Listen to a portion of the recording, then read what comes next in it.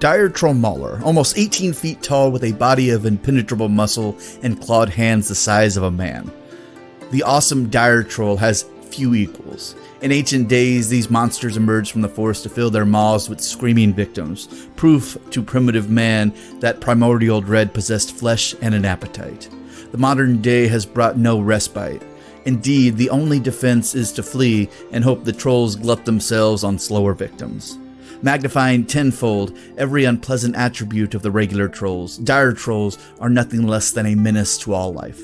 Epic stories refer to them as deathless and tireless, able to rend metal and effortlessly splinter bone.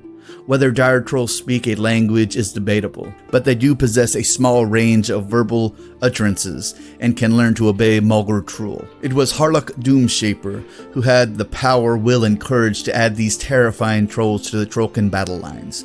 Dire Troll Maulers are among the largest and most brutal of the species, too fierce and savage to be trusted with weapons other than their own teeth and claws. They speak a word reserved only for Doomshaper, Kroll, which might represent worship or deification. Many chiefs believe Harlock's decision to summon the creatures to battle was reckless, but they cannot deny the Maulers bring tremendous raw power to the allied creels.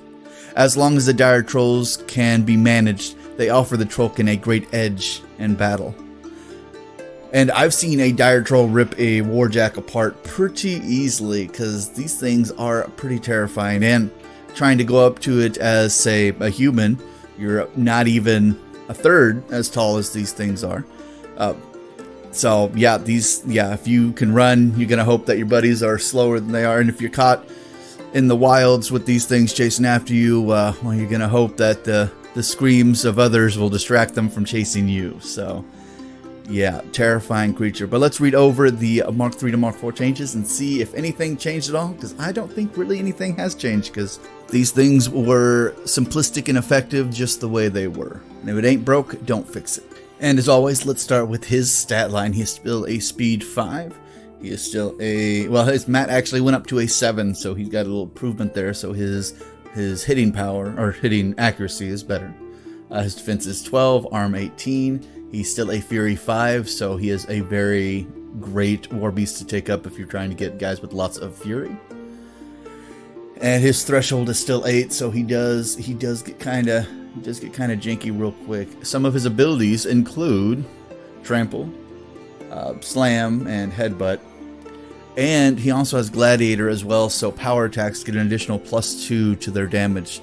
So that gets him up to a 16 for most power attacks against anything smaller than he is. So he is really good at taking out stuff. His other abilities include, he still has Regeneration. Because he is a dire troll, he can be forced to regenerate D3 health once per activation.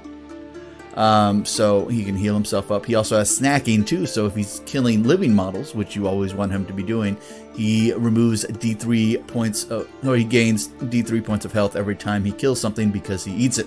Like many large trolls, they eat everything, but this guy can just heal himself a little quicker from it. And then we go over to his weapons, being his big meaty fist. Not much has changed between there. He is still he has a mat of 7, of course, range of 1. And his power plus strength, power plus strength is Mark 3, is a 16. He still has his chain attack, smash, or grab and smash. So if this model hits the same model with both its initial attacks with this weapon, after resolving the attack, it can immediately make a headbutt or throw power attack against the model. And this is basically, if he hits twice, he gets a freebie that is a special. So, and getting a headbutt where you can knock your opponent down to the ground and then start, buying in additional fury for free hitting attacks is super broken. But it's even more broken when you add his animus onto it. So the animus has changed slightly from the original. So the rage is a cost of 2, range 6. And now rage says target friendly faction warbeast gains +2 to its damage rolls, and rage lasts for 1 round. Now the original was target friendly faction warbeast gains +3 strength. We don't have strength anymore, so now it's just a +2 damage roll. And if you're reading that correctly, it says damage roll, not melee damage roll, but damage roll. So Unless they fix this in the future, this means that it's any damage roll. So even for range damage, it gains a +2. I'm not sure if this is an oversight, but we will see in the future. But, you know, use it when you can, because might as well gain an additional +2 to range attacks, because Trollbloods don't have a whole lot of major range damage doers, so this little bonus might be a useful tactic for you.